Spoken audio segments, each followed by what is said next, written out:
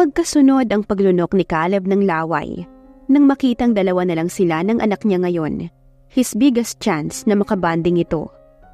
"Son, do you know how to brew a coffee?" Nagdududa na tanong ni Caleb. Of course, just make yourself comfortable. I will brew your coffee.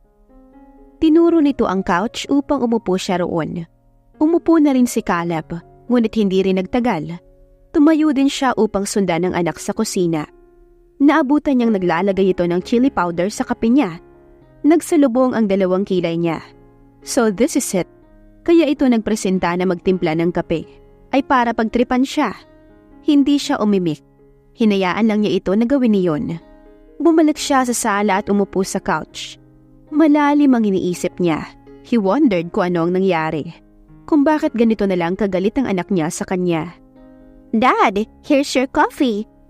Excited na bungad ni Sean habang dala ang tasa ng kape. Kinuha naman niyo ni Caleb. Thank you, son. Nakangiti niyang sagot na para bang walang nakita. Alam niyang maanghang ang kape na ito. Umupo ito sa kabilang couch nakaharap sa kanya. Inilapag niya muna ang kape sa center table at tinitigan ng anak. Son, come here. Sa kabila ng nasaksihan niya kanina, pagmamahal pa rin sa kanyang anak ang nangingibabaw. Gusto niyang intindihin ang galit nito sa kanya. Why? Tanong nito nang may pagtataka. Ngumiti siya. Daddy wants to hug you. Nakita niyang natigilan nito sa sinabi niya. Matagal siya nitong tinitigan na tila ba sinusuri sa mga mata niya kung sincere ang pakiusap niya. Can I? Nakikiusap pa rin ang kanyang mga mata. Ipinwesto niya ang dalawang kamay, hudyat na nakahanda na siyang yakapin nito. Just drink your coffee. Don't expect me to hug you after what you've done. Pinagkrus nito ang dalawang kamay sa dibdib habang nakasandal sa couch. Ibinaba ni Caleb ang mga kamay at umupo ng maayos. Can you tell me what I did to anger you, son? Maluma na yung pananalita ni Caleb. You chose to abandon us for the sake of your woman. Prangka nitong sagot na ikinatanga niya. Son, Hindi alam ni Caleb kung paano magpapaliwanag sa anak.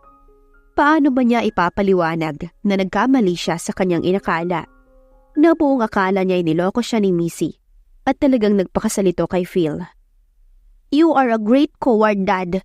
You choose to cheat Mom rather than fight for your love. Ano ba ang alam nito sa pagmamahal? Paano ba niyang ipaliliwanag na mas pinili niyang patayin ang puso niya kaysa magmahal ng iba? Lumalalim na ang gabi. Pwede ka nang umuwi. Umangat siya ng mukha nang marinig ang boses ng asawa niya. Nakasuot na ito ngayon ng red night dress. Kahit pinatungan na ito ng makapal na roba, naabot ang haba hanggang sa maputing binti nito, ay hindi pa rin maiwasan ang pagkasabik niya na halikan at hawakan ang bawat parte na tinatago nito sa loob. Hindi ako nakapag-book ng hotel pagdating ko rito. Masyado akong nag-alala sa nangyari sa'yo. Pwede bang dito na lang muna ako magpalipas ng gabi? Malungkot niyang tanong. No, wala nang bakante na room. Agad na tanggi ni Missy. Well, I can sleep here in the couch. Naghanap pa rin ng paraan si Caleb. Hindi pa rin pwede. Paano kung sumakit ang buong katawan mo bukas dahil hindi maganda ang tulog mo? Giit pa rin ni Missy. Just let him sleep here, Mom. Biglang sumingit ang anak sa sagutan nilang dalawa. Agad na pinandilatan ni Missy ng kanyang mga mata ang anak. Mavi? Tumaas ang boses ni Missy, ngunit hindi nagpatinag ang anak. Mom, please, can't you see him? He looks really tired. Just this night. After all, you owed him a lot for helping you out in jail. Hindi alam ni Missy kung kakampi pa ba niya ang kanyang anak ngayon. Bakit parang nagkaroon na yata ito ng awa sa ama? Sumakit bigla ang ulo niya sa stress.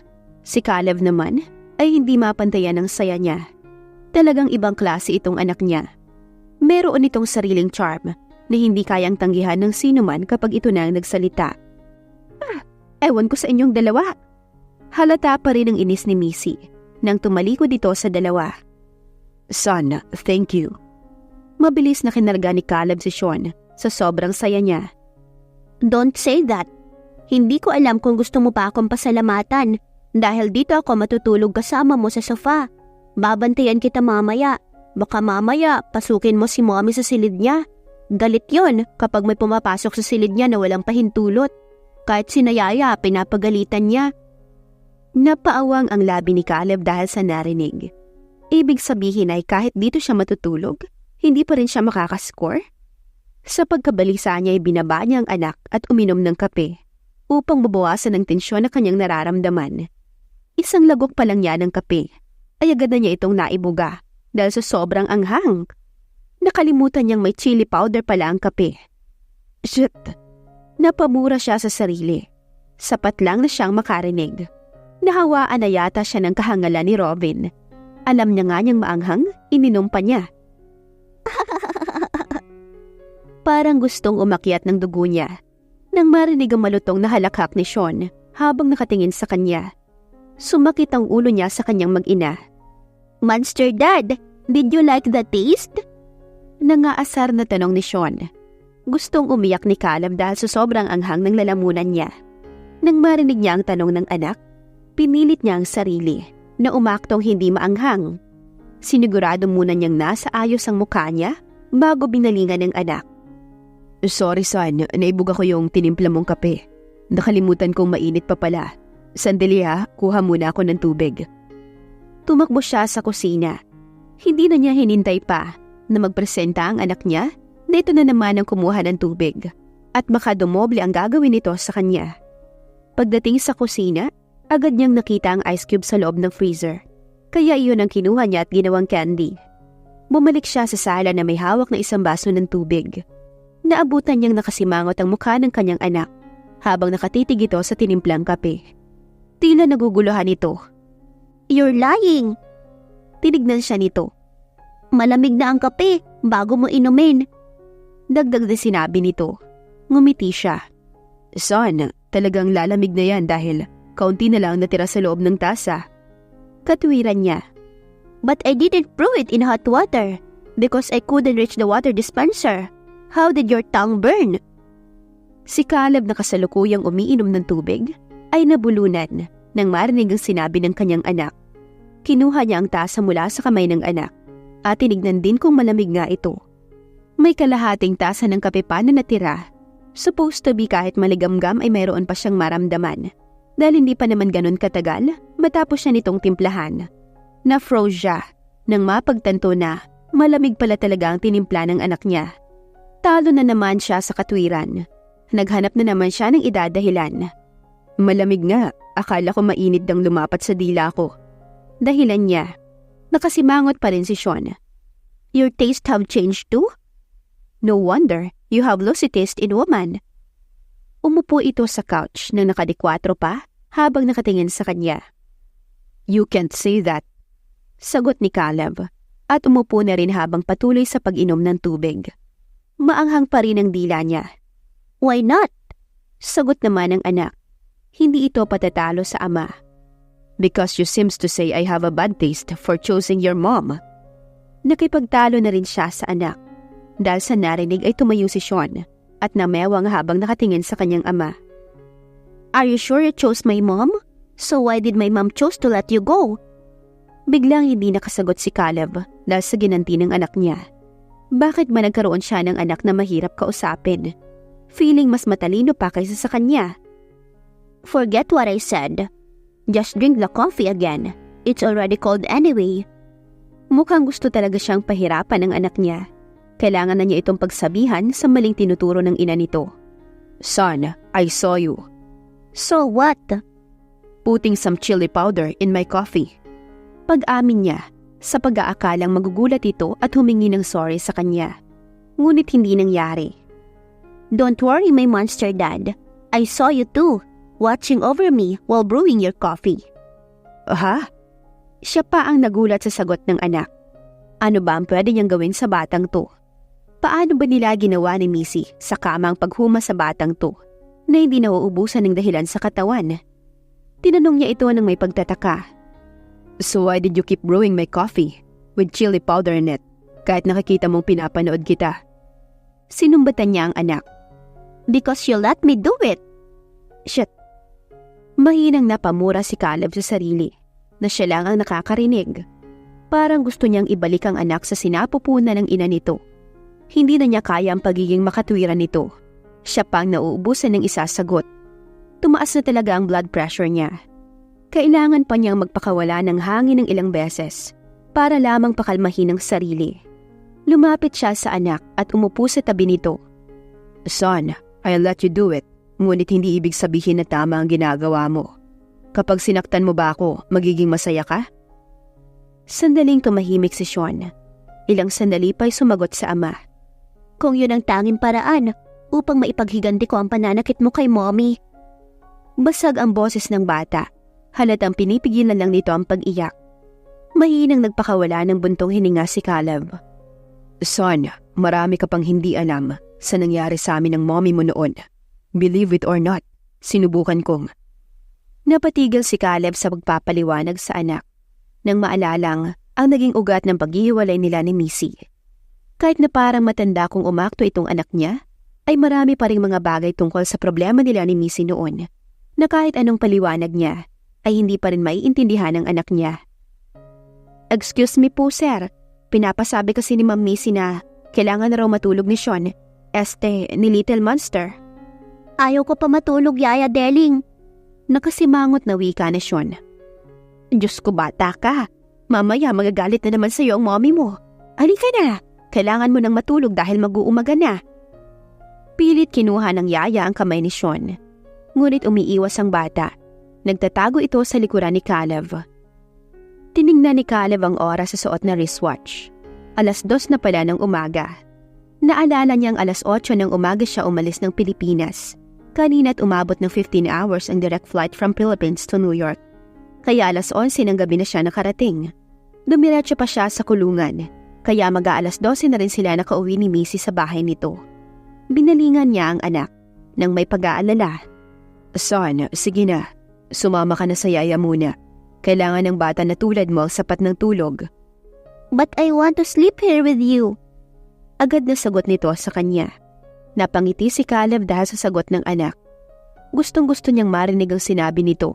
Ngunit nagtataka naman siya kung bakit bigla lang nitong gustong makatabi siya sa pagtulog. Hindi kaya may ibang pinaplano na naman ito? Bigla na namang umatake ang phobia niya sa kanyang anak.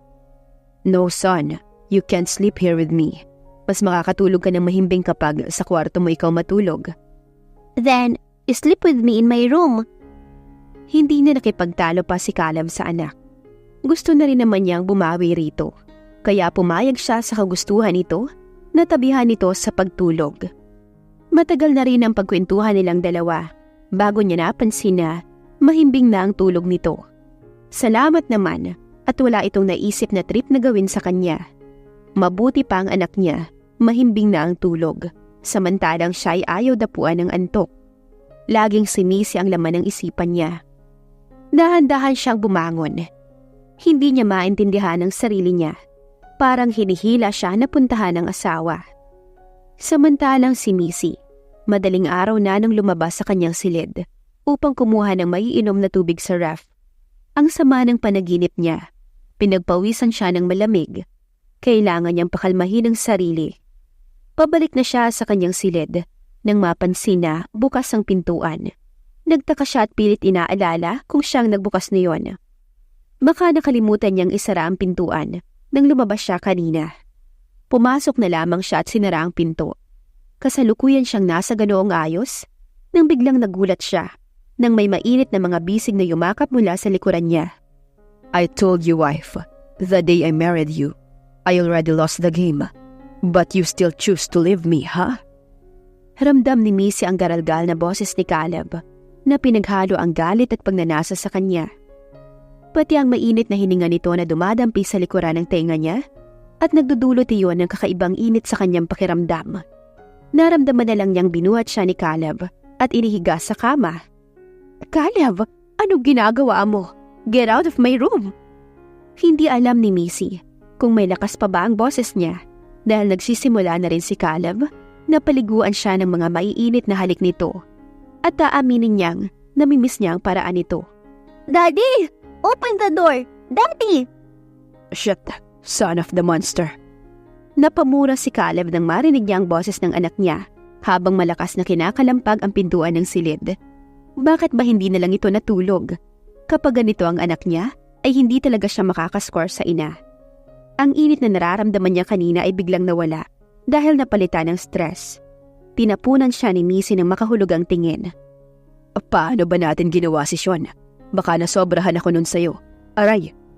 Napangiwi si Caleb nang tumama ang unan sa mukha niya dahil sa paghampas ni Missy. Lumabas ka na nga, nakaka-bad trip ka.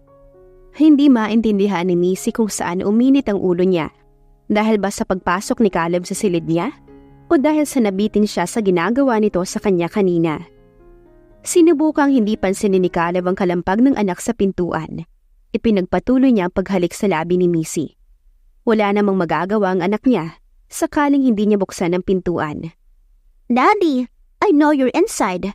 The key is now in my hand. I am going to open this door.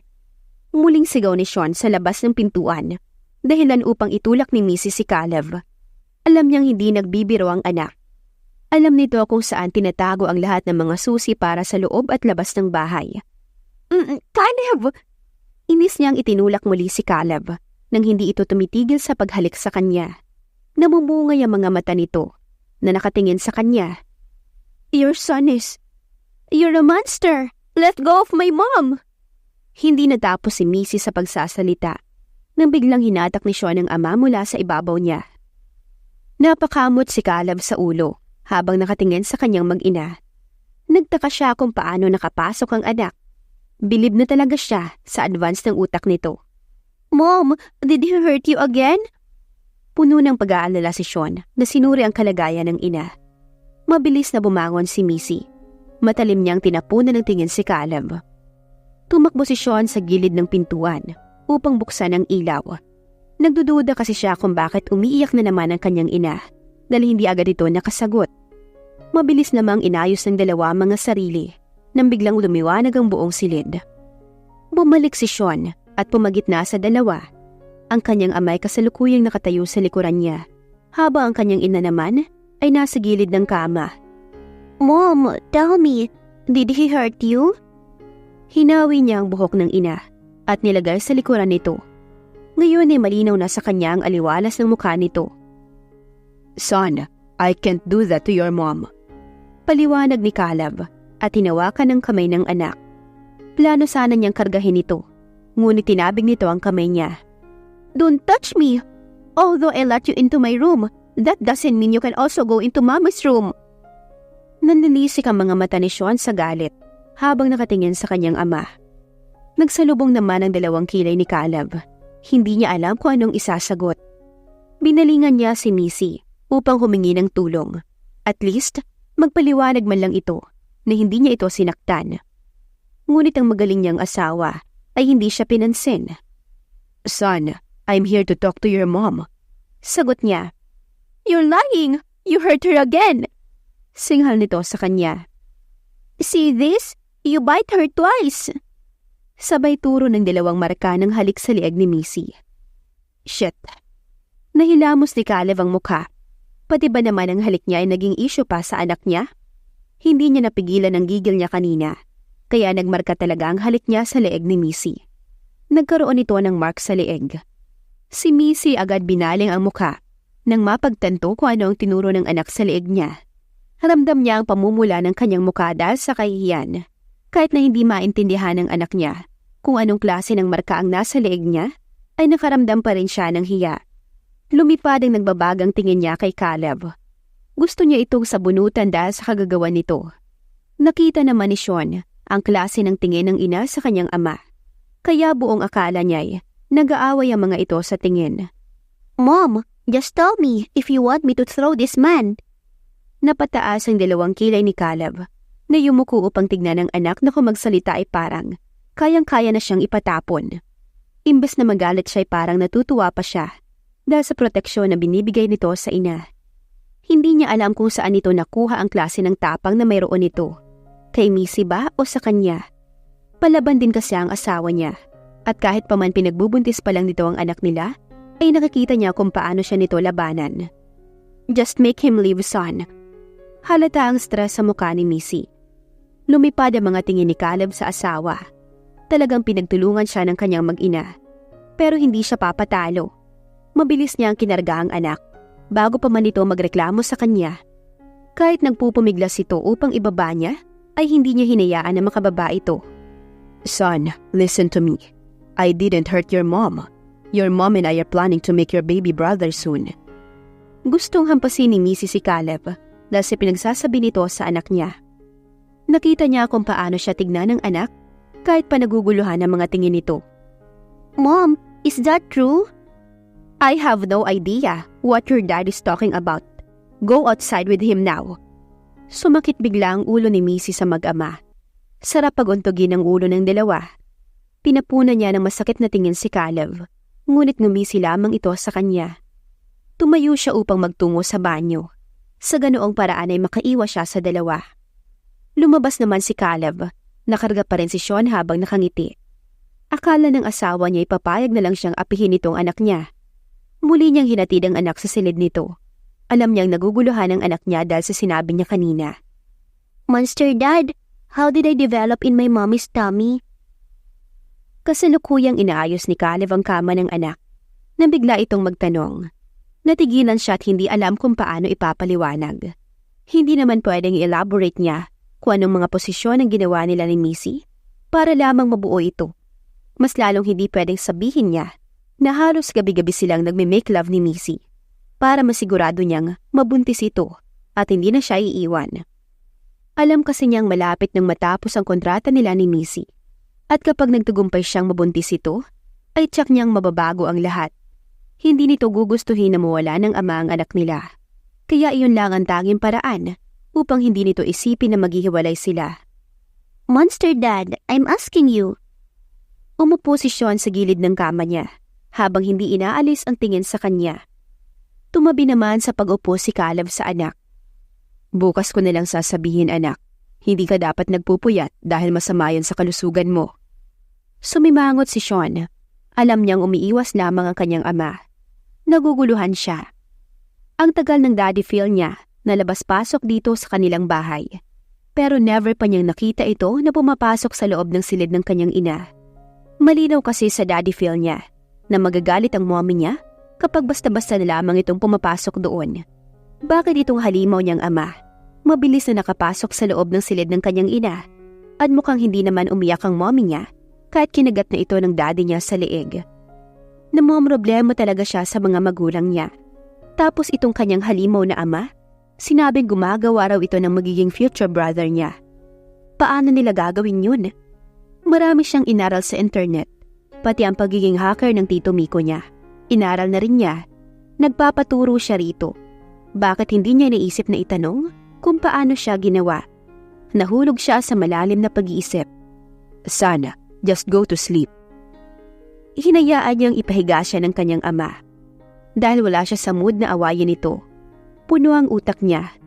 Pwede bang gumawa ng future brother niya kahit magkagalit ang mga magulang niya? Mayay sabi niya. Never mind, Monster Dad. Bukas itatanong ko kay Tito kung paano ako ginawa. This child. Sa loob-loob ni Caleb. Hindi niya inaasahan na nakuha pala nito ang ugali niya na hindi titigil hanggat hindi nakukuha ang gusto. Nagsisituloy siya sa sinabi niya kanina. Ngayon niya lang na-realize kung anong hirap na pinagdaanan ni Missy para lamang palakihin mag-isa itong little version niya. Missy, bakit hindi mo sinabi sa akin na nakulong ka pala? Bungad ni Phil nang makita si Missy na pababa ng hagdan. Hindi na nagtataka si Missy kung bakit sinugod siya ni Phil nang ganito kaaga sa bahay niya. May freedom itong gawin niyon dahil hinayaan niya. Hindi niya ito pinapansin na makababa siya. Diretso siya sa kusina upang magtimpla ng kape. Missy, tinatanong kita, ganito na ba katigas ang puso mo para lang maiwasan ako? Halata ang inis ni Phil sa kanya. At ano naman ang gagawin mo sakalang sinabi ko na nakulong ako? Iritado niyang tanong. Humarap siya sa lalaki. Ano pa ba sa tingin mo ang gagawin ko? Siyempre tutulungan kita na lumabas sa kulungan. Sagot nito. Is that it? Kaya pala wala kang ginawa. Kahit alam mo na mismong mula kay Glee na siyang may pakana ng pagpapakulong sa akin. Bakas ng patama ang tono ng pananalita niya. Alam niyang nag-uusap ang dalawa. Sandaling hindi nakaimik si Phil. Nagtataka siya kung paano nahulaan ni Missy ang ginawa niya. Alam ko na alam mong mangyayari sa akin to. Ano ba ang ginawa mo? Hindi ba't naging sunod-sunuran ka pa rin sa gusto ni Glee? Dahil hawak ka niya sa leeg. Nang makitang hindi pa rin magawang sumagot ni Phil, nilagpasan na lamang niya ito upang umupo sa couch sa sala. Mabilis na sumunod si Phil upang magpaliwanag. Missy, hindi ko alam na tototohanin ni Glee ang sinabi niya sa akin dahil nag-usap na kami. Nangako siya sa akin na. Oh, really? Agaw niya sa pagsasalita ni Phil. Nag-usap na kayo na isetap ako, ganun ba? Na sinadya mong pumunta rito at iwan ang anak mo sa akin. Nang sa ganon ay may dahilan si Glee upang lalo akong idiin sa kaso. Minalas nga lang dahil walang ebidensya na nakita ang mga pulis. Kaya nakapagpiyansa pa rin ako upang ipagtanggol ang sarili ko. Kuyom ni Phil ang mga kamay na tila hindi alam kung anong isasagot. Hindi siya makatingin ng diretso kay Missy. Pumunta ka rito dahil na-guilty ka sa ginawa mo, hindi ba? Baka nga ikaw pang nagturo sa mga pulis kung saan ako nakatira. Nagtataka si Phil kung paano nalaman ni Missy ang tungkol dito. Gusto niyang sabihin na ginawa lang naman niya iyon dahil nangako si Glee na hindi na nito kukunin si John sa kanya. Ginawa naman niya ang pinapagawa nito. Ngunit nangako naman siya sa sarili na ilalabas niya sa kulungan si Missy. Nang sa ganon, ay iisipin pa rin nito na nag-aalala siya. Ngunit buong araw siyang naghintay kahapon. Walang Missy na tumawag sa kanya. Maging ang kuya nito ay hindi rin siya tinawagan. Bumalik siya rito kahapon upang alamin kung anong nangyari. Ngunit walang nabanggit si Sean at Troy na nakulong si Missy. Ang sabi lang sa kanya ay may pinuntahan lang daw ito. Naniwala naman siya. Akala niya ay nagbibiro lang si Glee sa sinabi nito na ipapakulong si Missy. Dahil hindi naman nangyari. Hanggang sa umuwi na sila ni John. At umamin ng anak niya na nakulong si Missy sa pagprotekta sa anak niya. Tinawagan niya ito ng ilang beses upang kumpirmahin, ngunit hindi ito sumasagot. Inalam niya kung saan ito nakakulong at sinubukang puntahan sa presinto. Ngunit nahuli na siya ng dating dahil nakapagpiyansa na raw ito. Ang sabi may sumundo raw na gwapong lalaki, ngunit hindi nagpakilala. Inassume niya na baka si Nico ang nagpiyansa kay Missy. Nakabalik siya sa sarili nang marinig na muling nagsalita si Missy. Pero hindi na kita sisingilin dahil sa ganitong paraan, magiging amanos na tayo. Ilang taon mo akong dinamayan at nagpakaama sa anak ko. And I thank you for that. Ngunit ikinalulungkot ko na ito na ang huling punta mo rito. Masyado nang toxic ang ating pagkakaibigan. Hindi kita masisisi kung ginamit ni Glee ang anak niya para lang kontrolin ka at mapasunod sa lahat ng gusto niya. Basta't ang gusto ko lang ngayon, huwag ka nang magpakita sa akin. Dahil sa narinig ay biglang nataranta si Phil. Missy, hayaan mo akong magpaliwanag. Hinawakan niya ang kamay nito. Leave my wife alone. Natigilan si Phil nang marinig ang baritonong boses na iyon. Napalingon siya at nakita niya si Caleb na pababa ng hagdanan habang karga ni Sean. Gumuhit ang pait sa mukha niya. Muli niyang tinitigan si Missy. Kaya pala ang dali-dali lang para sa iyong sabihin sa akin na huling punta ko na rito. So, nagkabalikan na kayong dalawa. We didn't divorce because we're still married. Lumipad ang masakit na tingin ni Missy kay Caleb dahil sa pagiging pakaalamero nito. Ngunit hindi niya kinontra ang sinabi nito kung yun lang ang tanging paraan para layuan siya ni Phil. Shut up! Singhal ni Phil kay Caleb. Nanlalabo na ang mga mata nito sa sobrang sama ng loob. Lalo lamang siyang nasaktan nang makita si Sean na kinakarga pa rin ni Caleb. Sean, anak, halika, hindi mo ba na-miss si Daddy? You have a John already. Malungkot na wika ni Sean. Mapaklang umiti si Phil. Yes, I have John, but you're still my little monster.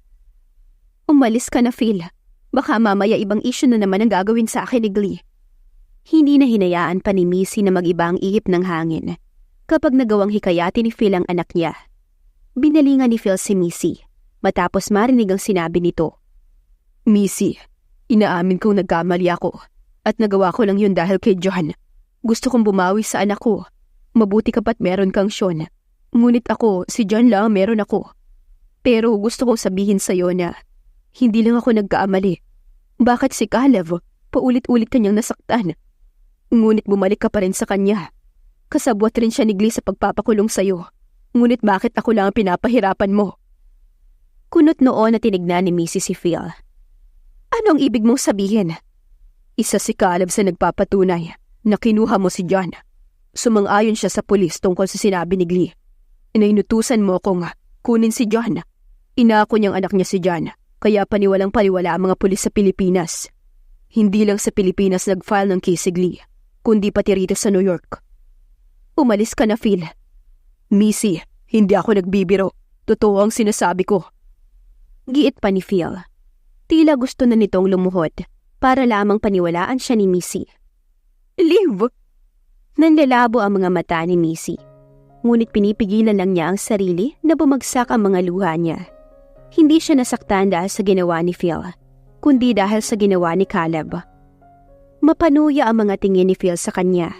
Gumuhit ang galit at sama ng loob sa mukha nito. Darating ang araw na pagsisisihan mo tong desisyon mo, Missy. Maaaring ilang taon mo akong nakasama, ngunit hindi mo pa ako lubusang kilala. Bago tumalikod, ay tinapunan muna niya ng masamang tingin si Caleb. Nakipagtagisa naman ang tingin si Caleb sa karibal niya. Nakasunod pa ang masamang tingin niya kay Phil habang palabas ito ng gate. At ikaw, ano pang hinihintay mo? Saka palang tumingin si Caleb kay Missy. Boo, hindi lahat ng sinabi ni Phil ay totoo. Matabang nang umiti si Missy nang marinig ang call sign nilang dalawa. Hindi pala nakalimot si Caleb, ngunit siya ay nakalimot na. So, ano gusto mong ipunto? Na hindi totoo ang lahat ng sinabi ni Phil? Ngunit may iilan na totoo sa sinabi niya? Hindi nakasagot si Caleb. Alam niyang kahit saang anggulo siya kukuha ng ipapaliwanag niya, mali pa rin ang ginawa niyang pag-amin na anak niya si John. Lalo lamang niyang pinalala ang sitwasyon. Umalis ka na, Caleb. Matigas pa rin ang anyo ni Missy. But you need me. Giit ni Caleb. I can stand alone without any man. Matalim ang tingin na pinukol ni Missy kay Caleb bago siya nito tinalikuran.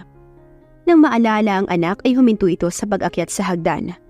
Sean, go back to your room. Pigil naman ang luha ng bata na bumaba sa pagkakakarga ng ama. You make me believe that you really love my mom, but you always choose to hurt her. Pagkatapos sabihin niyon kay Caleb, ay walang lingon na sumunod ito sa ina paakyat sa hagdanan. Matagal na nakatulala si Caleb bago mahimasmasan. Sinipa niya ang couch. Kung saan pa na malapit na niyang mabawi ang mag-ina niya, ay saka naman naging ganito. Kailangan muna niyang palamigin ang ulo ng asawa niya. Babalik ako, Missy. Ngunit sisiguraduhin ko na sa pagbalik ko, makukuha ko na kayong mag-ina. Kasabwat nga kaya si Caleb sa pagpapakulong kay Missy?